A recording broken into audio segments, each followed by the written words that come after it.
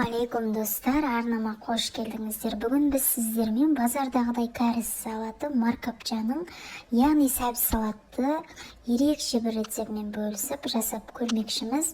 Видеоны соңына дейін қарап, менімен бірге жасап көріңіздер. Бұл салатты мерекелік дастарханға және де күнделікті жасап жеуге де болатын өте жеңіл, тез желініп келетін салаттардың бірі. Бізге ең алдымен специялар, сарымсақ және тағамға қосатын бояғыш аздап, уксус, су, сұйық май және сәбіз қажет болады. Барлығын видеоның описание бөлімінде толық жазып қалдыратын боламын. Менде бұл жерде 270 граммдай сәбіз мен кешкі асқа аз ғана жасадым, бірақ сіздерге 1 кило сәбіздің рецептін қалдыратын боламын. Осылай үкіштен ұзынша етіп өткізіп аламыз. Өткізіп алғаннан кейін бір ас қасықтай тұз салып, жақсылап қолымызбен мұжып, сәбізді соғы шығу керек, яғни өзінің соғы бойынан бөліну керек. Соғы бөлінгенше бетін жауып, бөлме температурасында кемі 30-35 минутқа қалдыратын боламыз. Алдағы уақытта тағы да көптеген салаттардың рецепттерімен бөлісемін. Каналыма тіркеліп кетуді және қоңыраушаны басып кетуді ұмытпаңыздар. Міне біздің сәбізіміз 30-35 минуттай тұрды бөлме температурасында. Осылай міне соғы шығу қажет. Яғни соғы шыққаннан кейін сәбізіміз жұмсарады, жұмсақ бола түседі.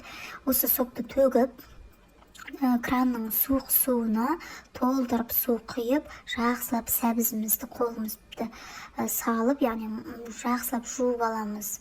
Яғни иісті кетіру үшін артық иісті сәбіздегі. Осылай жуып алғандарыңыз дұрыс, салқын суға жуыңыздар. Осылай жасалған сәбіз салатты тоңазытқышта ұзақ уақыт сақтасаңыздар да болады, көбірек жасап қойып. Мысалы, 40 қабатпен салат жасасаңыз да үстінен қоссаңыз болады. Қызанақ қиярмен жасасаңыздар да осылай сәбіз салатты үстінен қосып жүрсеңіздер, салатыңыз өте дәмді болып шығады. Суық суда 5 минуттай жуып алғаннан кейін, міне осылай енді үстіне специяларды саламыз. Бұл жерде менде паприка бар, және қызыл бұрыш ашы, кориандр, тұз және кристаллики бар. Осылай барлығын саламын үстінен. Қант саламын, 2 ас қасықтай қант саламын, және сарымсақты да өткізіп, майда етіп өткізіп, осылай сарымсақ қосамын.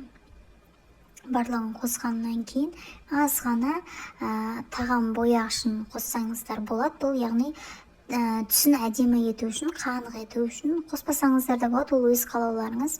Және уксус қосамыз. Уксуста міндетті түрде 70% уксус қосыңыздар, 9% уксус жарамайды. Мен бұл жерде жартыдан да аз қостым, өйткені менің сәбізім азғантай болды.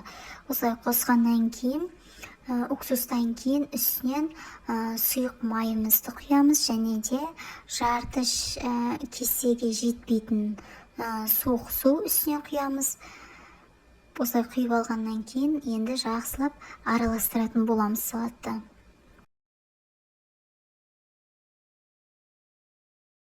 Бұл жерде бізде сұйық майымыз ыстық емес, яғни бөлме температурасында тұрған май. Жақсылап осылай қолымызға қолғап киіп араластырамыз. Салатымыз өте түсі де бәрі де әдемі болды. Тоңазытқышқа 1-1,5 сағатқа қалдырсаңыздар да болады. Кішкене тынып, барлық дәмдеуіштер сіңуі үшін бойына, міне осылай өзінің соғында тұрғаны дұрыс. Тоңазытқышқа 1 сағат қалдырғаннан кейін салатымызды дастарханға ұсына берсеңіздер болады. Міне біздің салатымыз дайын, өте жұмсақ, дәмді, барлық дәмдеуіштер бойына сіңген. Салатымыз дайын болды. Дәл видеода көрсетілгендей етіп жасасаңыздар, сіздер де осындай салатты шығатынына мен сенімдімін. Бірге жасап көріңіздер. Каналыма тіркеліп кетуді және басқа да рецепттер жіберіп алмас үшін қоңыраушаны басып қоюды ұмытпаңыздар. Баршаңызға ас болсын.